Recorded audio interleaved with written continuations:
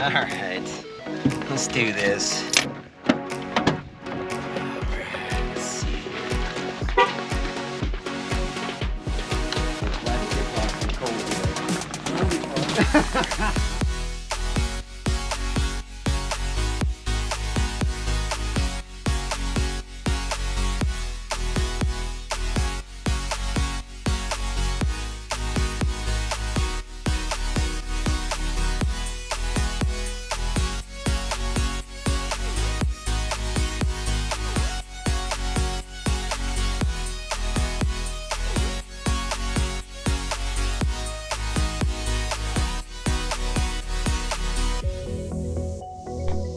South Tower, Kitfox 74 Kilo Alpha, hold short, runway 22 left.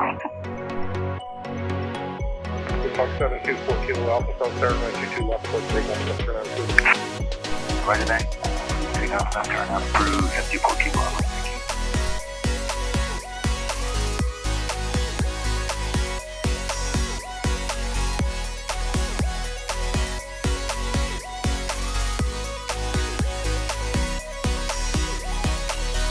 South Tower, Station Air, 948, Zulu.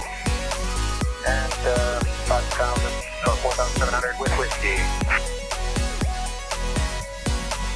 Looks cold down there. Sure does. But that's okay. Well, we welcome everybody out to the Farmland Fox. Today it is roughly 10 degrees outside, so if you can see our breath, we are motoring along on our way down to Pasco. Have some farm inspections to do today, and felt like it was a good moment to capture the Farmland Fox, the most recent things in the Farmland Fox. We just want to make it perfectly clear, we are not vaping up here at a 4,500 feet. Yes, this is a non-smoking flight. This is a non-smoking flight. There's no lavatory, and so we're not smoking in the lavatory either. You know, we got a little heat on our feet, and we're happy to be here, cruising along at 105 miles an hour, so feeling good about that. This past few months, we have had a lot of low ceilings, a lot of wind. It has been what we would call a pretty slow winter for flying, for sure. One of the other reasons that we haven't flown recently is we just had the Spokane Ag Show. I've been involved with the board of the Ag Show for roughly 7 or 8 years.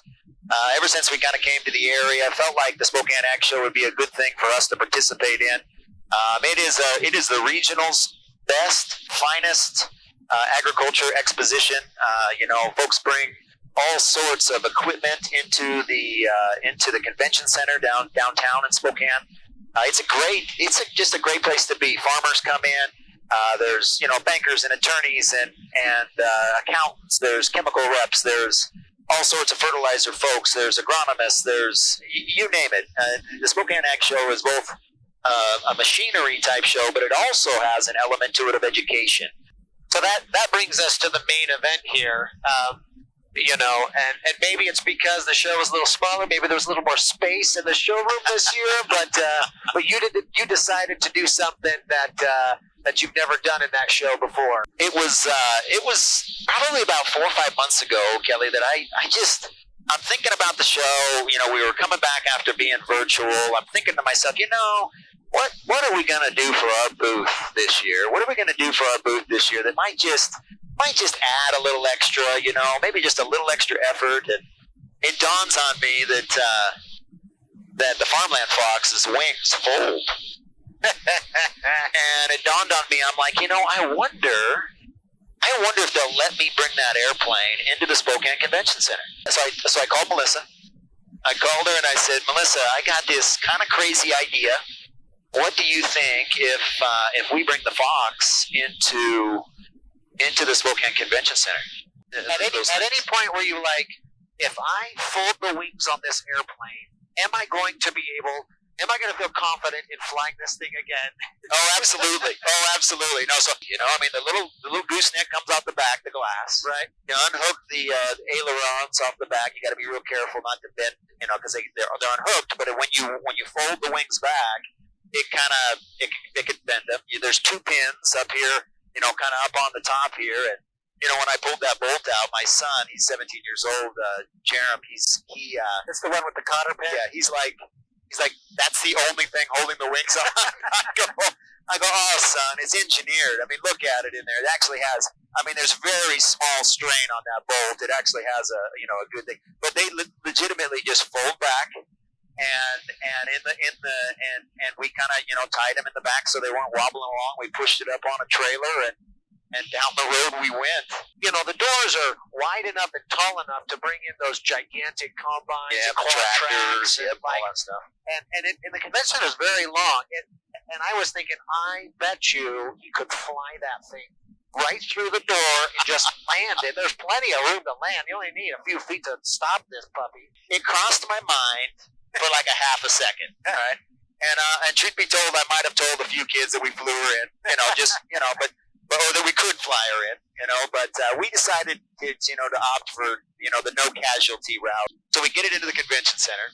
We fold the wings back out, obviously, because we wanted to look, show ready. I just want to say that it's one of my great regrets of, this year so far that I don't have drone footage of the Kitfox zipping down the freeway or like weaseling its way downtown Spokane with the airplane, I'll tell you, we took the back roads. Because I really didn't want to, be going too fast. But one of the first things that we did once we got set up is we decided it was time to brand the Fox. Yes, we've been calling it the Farmland Fox, and we even had some stickers made and a few fun things to give away, and connect with us out there. If you want a sticker, we'll send one your way for sure. Just let us know in the comments down below. But we hadn't put on the side our logo on the side of the aircraft, and so.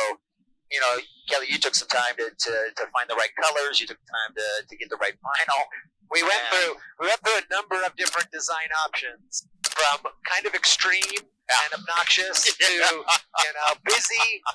We think we landed on just something simple and cool. Honestly, it went in and it was part of our booth. And I'll tell you, lots of people came by to see what was going on, to see this piece of farm equipment.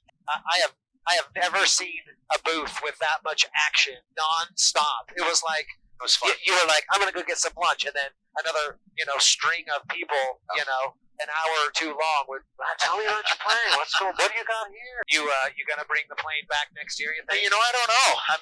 It might be a letdown for some who heard about it, because, it's interesting. It's interesting. So I had a call with a fella, down south in the farming region, and he's like, so tell me about your Kitfox. I'm like, well, how do you know about the Kitfox? Well, I just had this guy come on to my farm, and he said, did you make it to the ag show? And he's like, no, I didn't make it to the ag show. And it was just, something was, off on their schedule or whatever. And long story short, he says, we got to see what was there. And he shows a picture of the Kitfox. He shows us a picture. Wait a second, whose is that? That's Cobb's. And, that's Farmland Company's.